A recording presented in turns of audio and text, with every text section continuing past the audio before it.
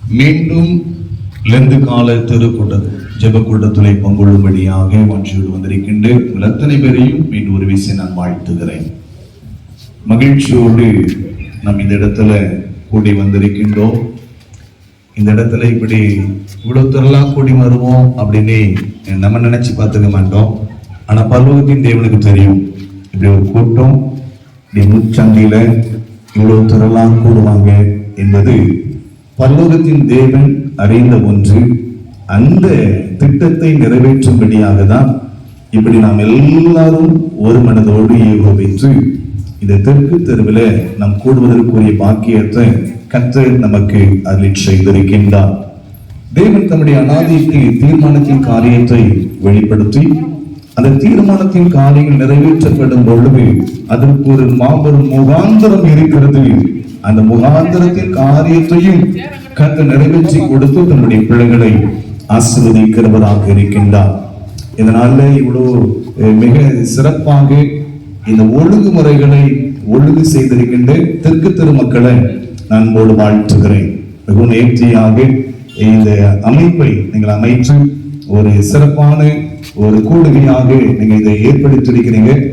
இந்த தெருவிலை வாழ்கின்ற அத்தனை பிள்ளைகளையும் நான் வாழ்த்துகிறேன். கர்த்தர் உங்களை ஆசீர்வதிக்கட்டும். தேவனுடைய கிருபை அதிகமாக நம்ம சில வெளிப்படுவதற்குரிய பாக்கியத்தை கர்த்தர் வெளிப்படுத்துவாராக. கோரம்பள்ளம் என்கிற ஒரு கிராமம் மிக சிறந்த ஒரு கிராமம். அமைதியோடு அமெரிக்கையோடு வாழ்வதற்குரிய ஒரு சூழலை கர்த்தர் நமக்கு அமைந்து தந்திருக்கின்றார். கிறிஸ்துவ மீது நம்பிக்கை வைத்திருக்கிற ஒரு கூட்டத்தின் ஜனங்களும் இன்னும் அந்த நம்பிக்கைக்குள்ளாக வருகிற ஜனங்களும் அந்த இந்த கோரம்படத்திலே வாழ்கிற சூழல் இருக்கிற நிலைமையில நம்ம எல்லாருக்கும் ஒரு ஐக்கியம் உண்டு. நம்ம எல்லாருக்கும் ஒரு ஐக்கியத்தின் ஒருமைப்பாடின் தன்மைகள் உண்டு. நான் தெருக்களை போகும் பொழுது நிறைய நம்ம ஆலயத்துக்கு வராத மற்ற நம்பிக்கையுடைய நபர்கள் கூட என ரொம்ப பணிவாக வணக்கம் செலுத்துவாங்க. எனக்கு ஆச்சரியமா இருக்கும்.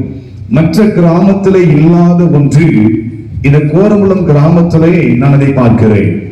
அவ்வளவு அதிகமாக பிற நம்பிக்கையில் இருக்கிற ஜனங்கள் கூட அதிக அளவுக்கு பழக்கம் கிடையாது, பேசினது கிடையாது.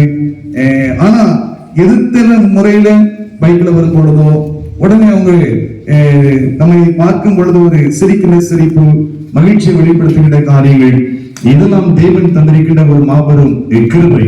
அது இந்த கோரம்பலத்திற்கு உரியதாக கர்த்தர் மாற்றி தந்திருக்கிறார். ஒரு உந்துதலின் காரியம். நமக்காக நம்ம அநேக நேரத்தில் ஜெபிக்கிறோம். நமக்காக ஆலயத்தில் அநேக ஜெபங்கள் நடைபெறுகிறது. இவ்வளவு அன்பு நிறைந்த ஜனங்கள் வாழ்கின்ற இந்த கோரம்பலத்திலே அவர்களுக்காக ஜெபிக்கக்கூடிய ஒரு ஜெப கூடுகை. அதுதான் இந்த லெந்து கால தெரு ஜெப கூட்டம். இந்த தெருக்களை வாழ்கின்ற ஆண்டவருடைய சன்னிதானத்துக்கு வரல, ஆனா அவங்களுக்காக நாம் ஜெபித்து அவங்க குடும்பத்திலும் தெய்வீக சமாதானமும் மகிழ்ச்சியும் ஆசீர்வாதமும் நிறைவாக அவருடைய குடும்பத்திலே தங்கியிருக்க வேண்டும் என்கின்ற ஒரு மாபெரும் தரிசனத்தின் திட்டத்தை கற்று தந்ததினால்தான் இந்த நேர்த்தியான ஒழுங்குமுறையின் ஏற்பாடுகள்.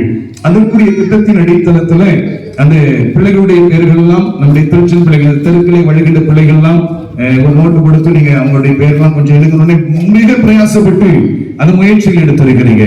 நம்ம அவங்களுக்காக இன்னும் நாம் அதிகமாக ஜெபிக்க போகிறோம். இன்னும் நம்முடைய சங்கிலித்தோட ஜெபங்களில இன்னும் உபவாச கூடுகையில நம்ம அவங்களுக்காக அதிகமாக ஜெபிக்க போகிறோம். இந்த ஊடகத்தில் வாழ்கிற எல்லாரும் நிறைவோடு வாழ்கிறார்கள் என்று சொல்லி இல்லை. ஒவ்வொருடைய தனிப்பட்ட வாழ்க்கையிலே அவங்களை சந்திக்கும் பொழுதுதான் நமக்கு தெரியும் அவங்க குடும்பத்தில் இருக்கக்கூடிய குறைபாடுகள், சமாதான குறைச்சல்கள், அவங்களுடைய வாழ்க்கையில வேதனை அனுபவத்தோடு காணப்படுகின்ற காரியங்கள். ஆனா அத்தனை நிவர்த்தி செய்கிற தேவன் ஆண்டவர் இயேசு கிறிஸ்து என்கிற நம்பிக்கை நாம் பெற்றிருக்கிறோம்.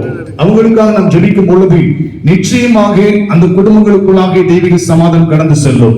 ஒருவேளை பலவீனத்தோடு இருக்கிற பிள்ளைகள் இருப்பாங்கன்னா என் ஆண்டவரை நோக்கி வேண்டிக் கொள்கிற வேண்டுதல் மூலமாக அற்புதத்தின் வெளிப்பாடை தேவன் வெளிப்படுத்தி அந்த ஜனங்களை ஆசீர்வதிப்பதற்குரிய பாக்கியத்தை நிச்சயமாக கர்த்தர் அருளி செய்ய போகிறார்.